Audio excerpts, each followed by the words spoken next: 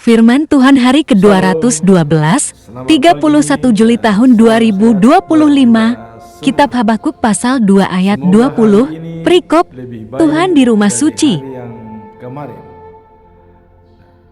Firman Tuhan pada hari ini, di hari yang ke-212, tanggal 31 Juli tahun 2025, diambil dari kitab Habakuk pasal 2 ayat 20 dengan perikop Tuhan di rumah suci. Jadi Tuhan berada di rumah suci. Itulah perikopnya.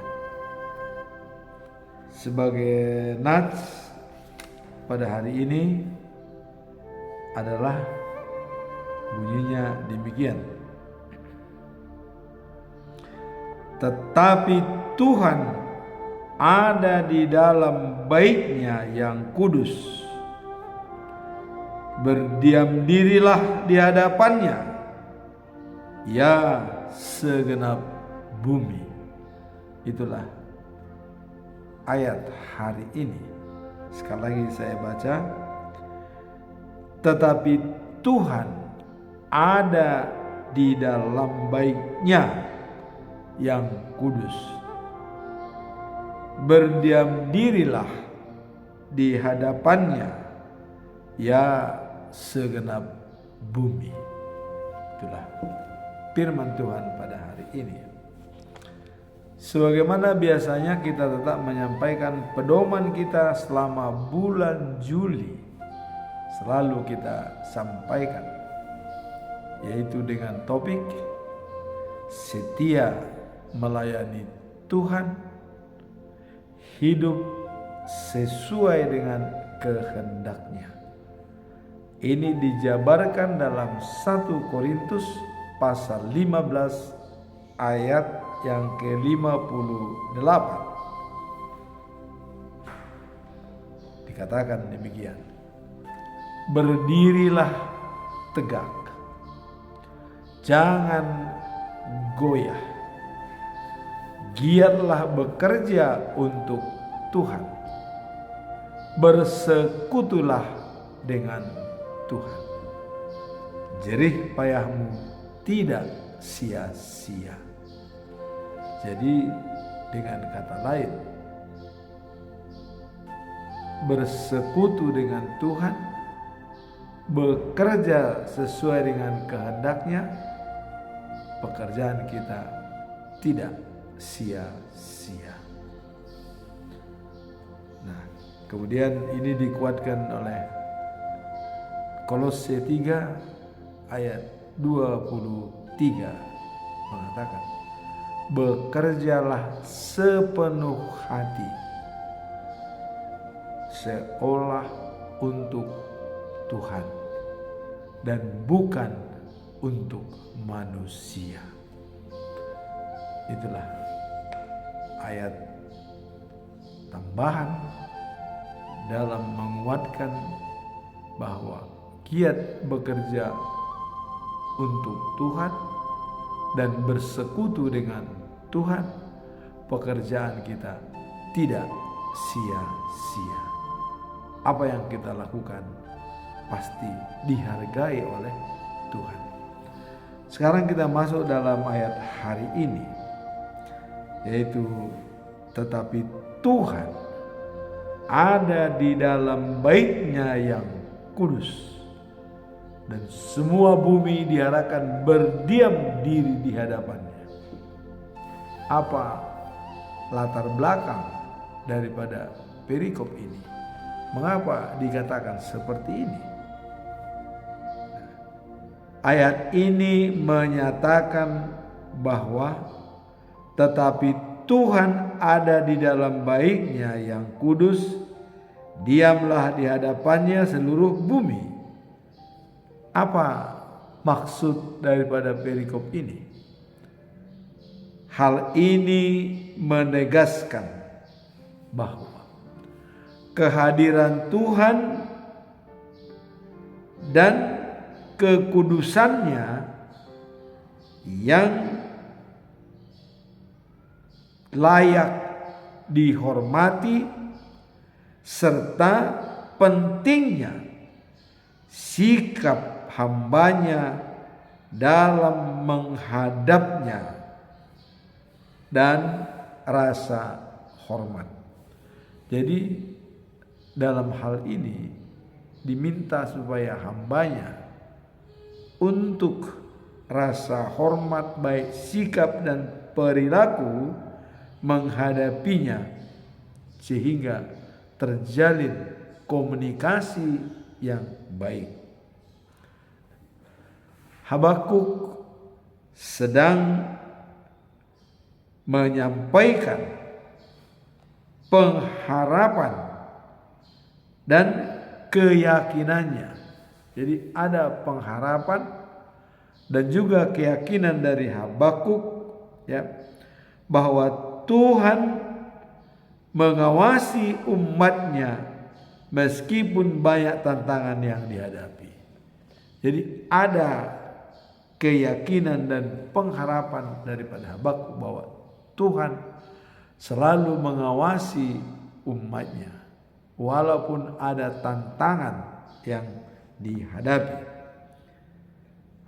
Kemudian daripada para ahli teolog itu menyatakan bahwa kehadiran Tuhan dalam baitnya atau dalam bait suci mengingatkan umat untuk tidak hanya mencarinya dalam situasi-situasi sulit.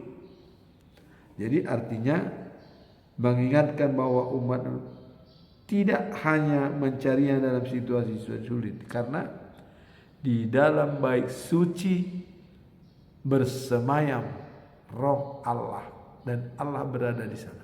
Jadi dikatakan tidak perlu mencarinya dengan susah-susah, karena Allah berada di bait suci yang kudus.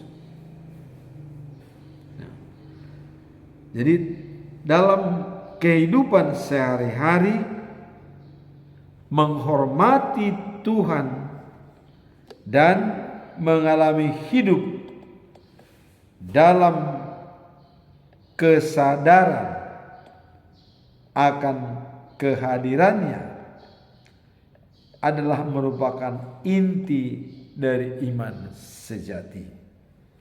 Jadi iman sejati itu adalah kalau dalam kehidupan sehari-hari kita menghadirkan Tuhan dalam hidup kita. Inilah iman yang sejati. Jadi apapun masalahnya, bagaimanapun keadaan kita menghadirkan Tuhan dalam kehidupan kita sehari-hari. Kalau kita lihat siapa yang sangat peduli dan care menghadirkan Tuhan dalam dirinya sehari-hari, kita lihat Daud, ya. Dalam Mazmur dikatakan, dalam Mazmur 23 ayat 6, ya, dikatakan bahwa kebajikan dan kemurahan belaka mengikuti aku seumur hidup,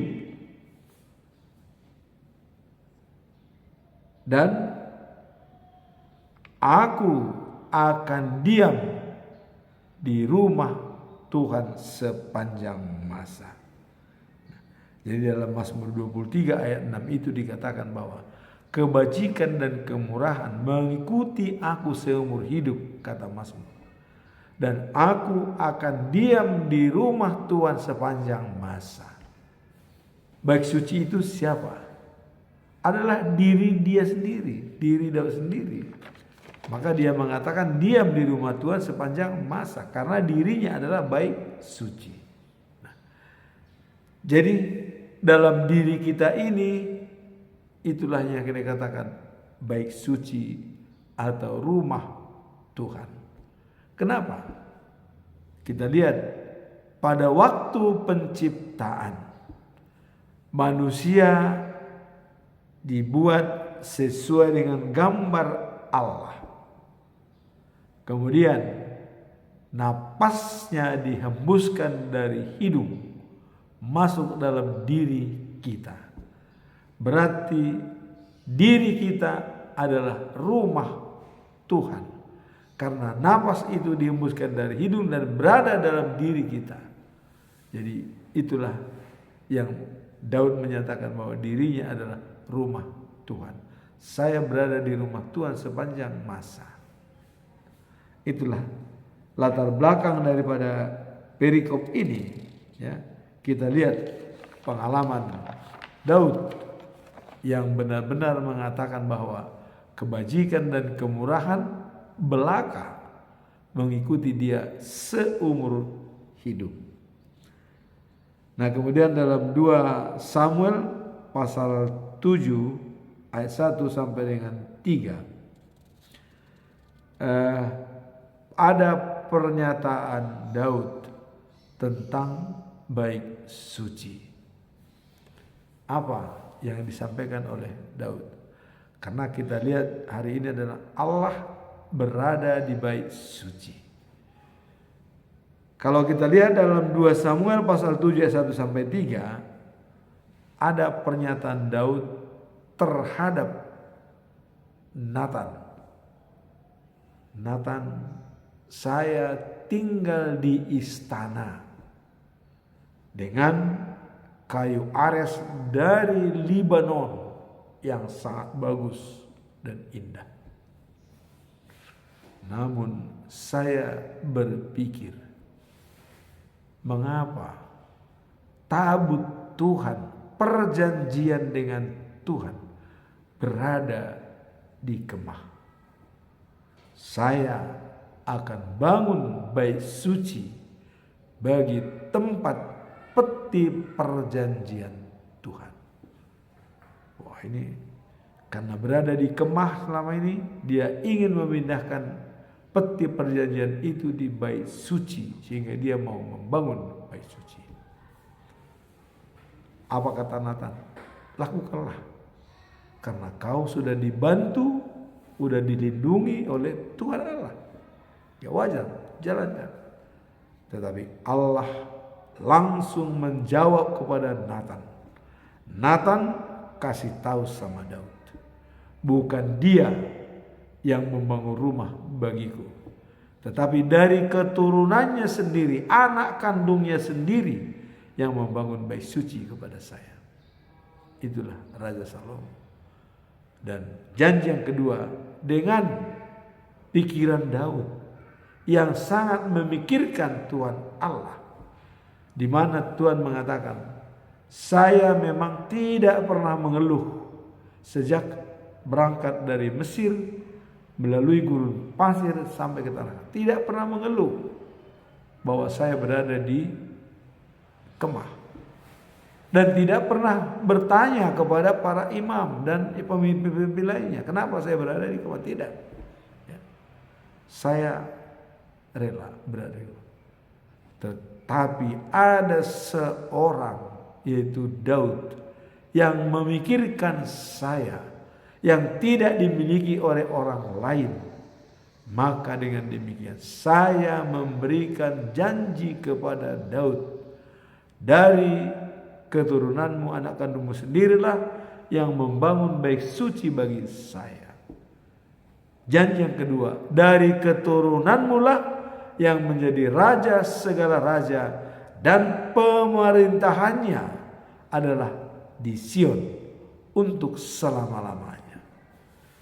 Bicara masalah selama-lamanya di Sion, itulah the new of Jerusalem.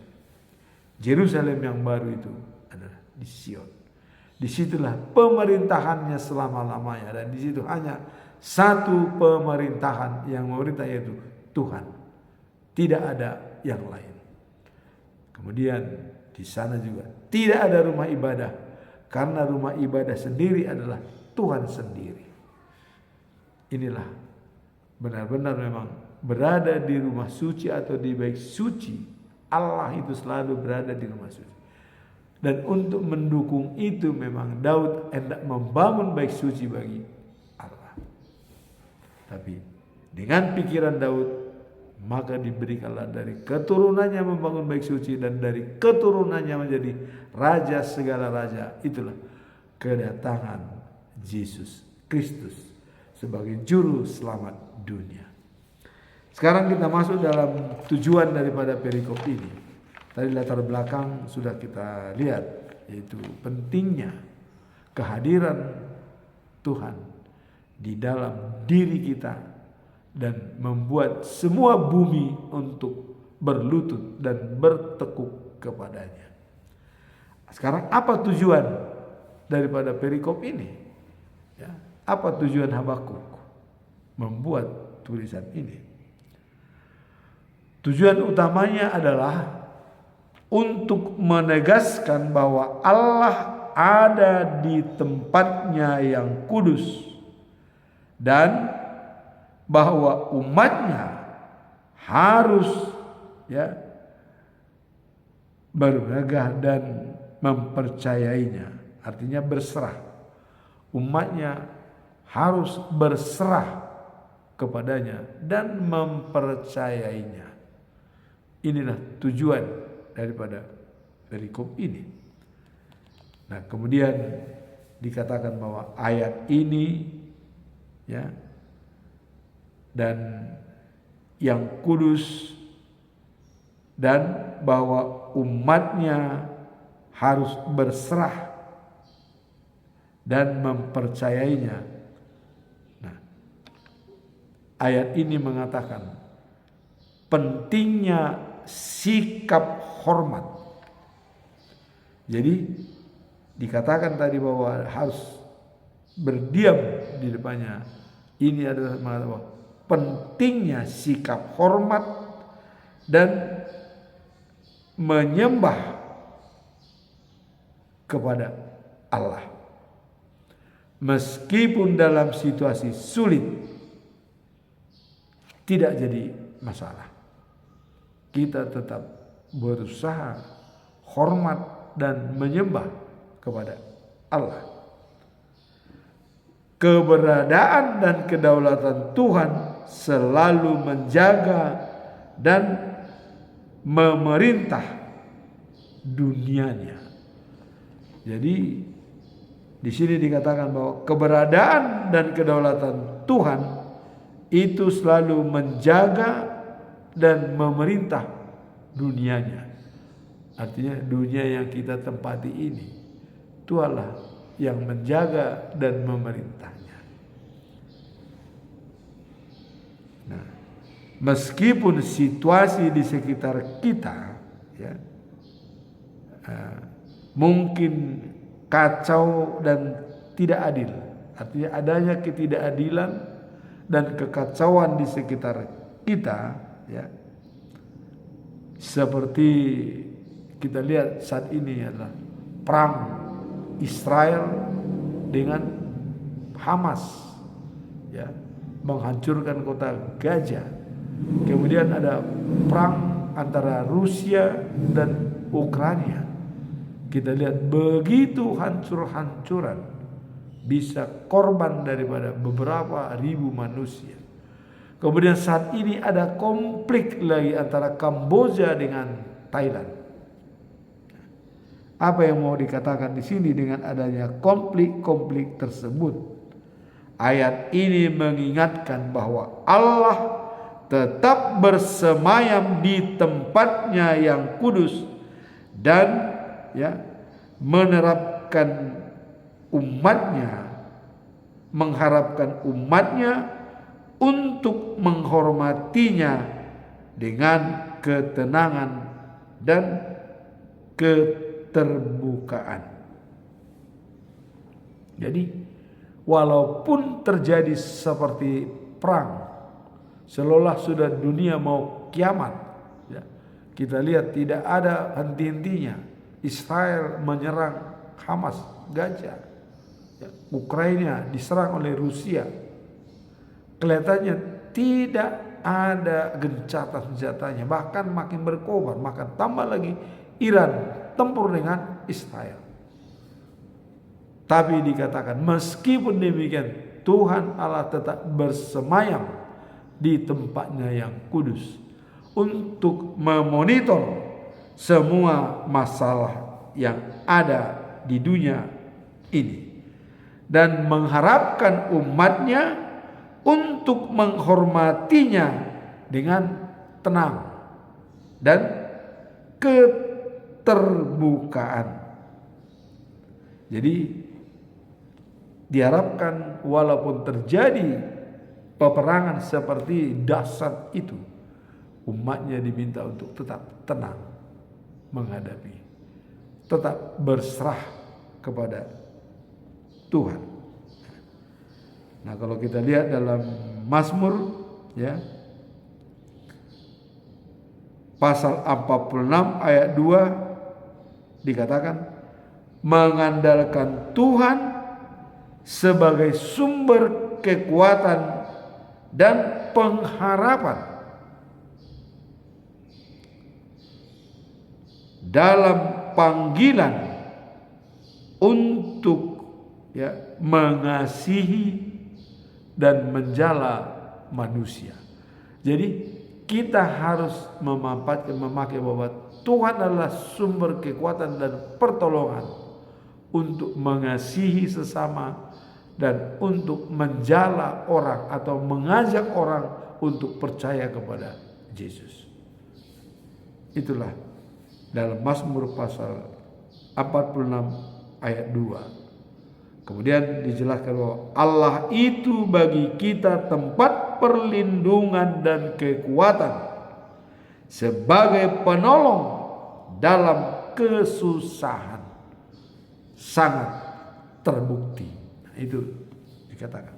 Kemudian dalam ayat 3 dan 4 dikatakan, sebab itu kita tidak takut sekalipun bumi berubah, sekalipun gunung-gunung bergoyang di laut, sekalipun ribut dan berbuih air di laut, sekalipun gunung-gunung goyang oleh geloranya, tapi kita tidak takut. Jadi seperti tadi menghadapi perang antara Israel dengan Hamas, antara Iran, kemudian Ukraina dengan Rusia, dan juga sekarang ini Kamboja dengan Thailand, kita tidak perlu takut karena Tuhan ada di dalamnya. Itulah tujuan utama daripada perikop ini, membuat kita supaya tidak takut karena Allah ada di dalamnya untuk menolong kita. Jadi tidak pernah ditinggalkan oleh Tuhan. Dalam situasi apapun dia tetap memonitor kita. Sekarang apa pesan moral daripada perikop ini? Ya. Pesan moralnya adalah mengingatkan kita tentang kedaulatan Tuhan dan pentingnya, ya, mengakui kehadirannya. Jadi sebagai pesan moral daripada perikop ini adalah, ya, mengingatkan kita tentang kedaulatan Tuhan, otoritas Tuhan, dan pentingnya mengakui kehadirannya. Jadi kedaulatan Tuhan dan otoritasnya, kita harus mengakui kehadirannya dalam jiwa kita, dalam setiap tindakan yang akan kita lakukan. Nah, seperti dalam konteks ini, ya, meskipun manusia sering, ya, dikatakan bahwa berusaha mencari ya, pemenuhan tujuan dan harapan hidup melalui kekuatan sendiri, ya, Tuhan, ya, menginginkan agar kita sadar dan menyadari bahwa Dia adalah yang utama dalam langkah kita. Jadi walaupun kita mencari, ya, untuk pemuas diri atau untuk mendapatkan jati diri kita, namun dikatakan kita jangan pernah melupakan Tuhan. Fokus utama kita tetap kita bersandar kepada Tuhan, walaupun kita mencari kompensasi dengan hal-hal lain. Jangan melupakan Tuhan, karena Dia selalu berada dalam diri kita, baik situasi baik maupun sulit. Nah, kemudian di dalam bait suci, ya, Tuhan ada di bait suci. Artinya memonitor semua aktivitas manusia. Jadi Dia berada di bait suci tapi bisa memonitor seluruh aktivitas manusia di dunia ini. Maka untuk itu, apa yang harus kita lakukan? Karena Tuhan bisa memonitor apa saja yang kita lakukan, maka hendaklah seluruh bumi tetap diam di hadapannya. Artinya, apapun yang terjadi di dunia ini, ya, seluruh bumi harus tetap tunduk kepada otoritas Tuhan. Jadi jelas tunduk pada otoritas Tuhan. Nah, dalam Filipi pasal 2 ayat 10 sampai 11 dikatakan, supaya dalam nama Yesus setiap lutut bertelut di surga dan di bumi, di bawah bumi, dan setiap lidah mengaku Yesus Kristus adalah Tuhan bagi kemuliaan Allah Bapa. Ada di sini harus jelas pengakuan dan juga statement kita mengatakan bahwa Yesus Kristus adalah Tuhan. Tidak bisa disangkal lagi. Dan Dia dapat berkuasa atas surga, bumi, dan di bawah bumi. Semua ada pantauan daripada Tuhan, di bawah kendalinya.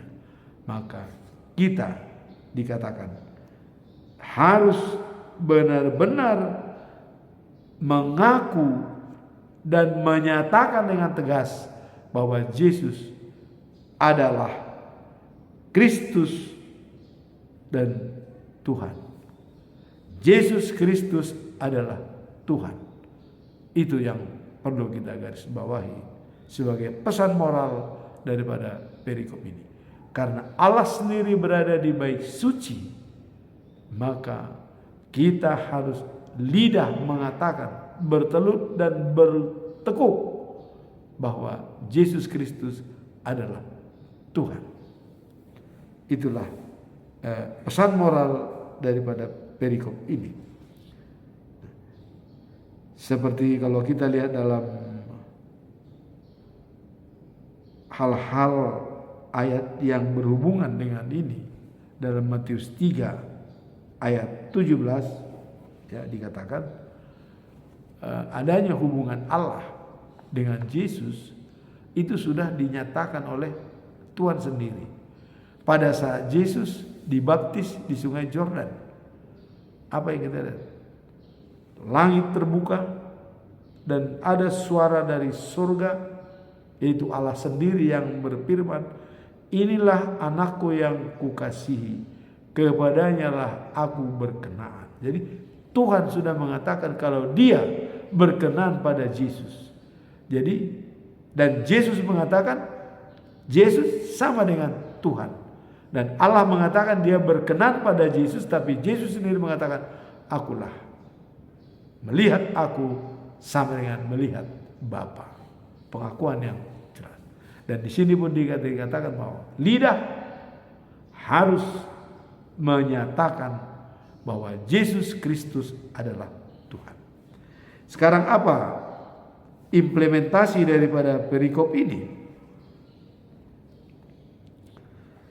Tuhan ada di dalam bait-Nya.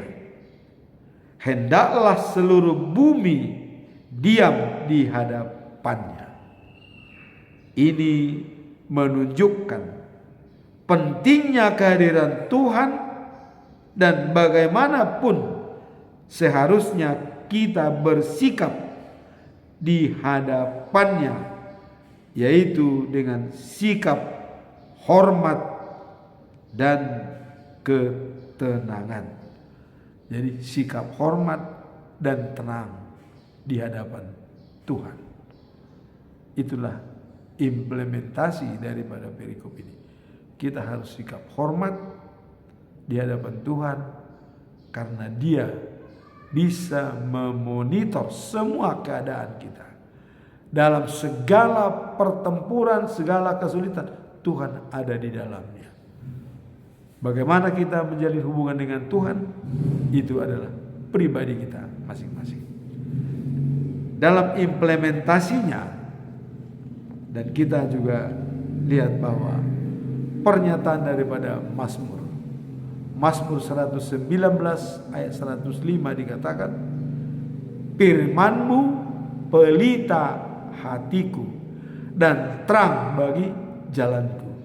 Jadi pelita hati, firman Tuhan itu pelita hati dan terang bagi jalan kita. Kemanapun kita pergi, itu selalu dibarengi oleh firman Tuhan dan dilindungi oleh firman-Nya. Nah kemudian dalam Amsal pasal 3 ayat 5 sampai dengan 6 dikatakan, untuk implementasi daripada perikop ini dikatakan, percayalah kepada Tuhan dengan sepenuh hati dan jangan bersandar pada pikiran kita sendiri, dan akuilah Dia dalam segala tingkah lakumu supaya kita mendapatkan jalan yang lurus. Jadi percayalah kepada Tuhan dengan sepenuh hati, bukan bersandar pada pikiran kita, dan mengakui otoritas dan kedaulatan Tuhan dalam hidup kita, supaya jalan kita bisa lurus dan pekerjaan kita tidak sia-sia, jerih payah kita tidak sia-sia. Inilah merupakan inti daripada perikop ini. Percayalah kepada Tuhan dari segenap hatimu dan jangan bersandar pada pikiranmu, dan akuilah otoritas dan kedaulatan Tuhan yang memimpin dalam hidup kita, supaya pekerjaan kita tidak sia-sia dan jalan kita diluruskan. Demikianlah firman Tuhan pada pagi ini. Semoga kita semua dapat memahaminya untuk mengucap syukur dalam segala hal dan memberikan lapang jalan Tuhan dalam diri kita, dalam kehidupan sehari-hari. Amin. Tuhan memberkati.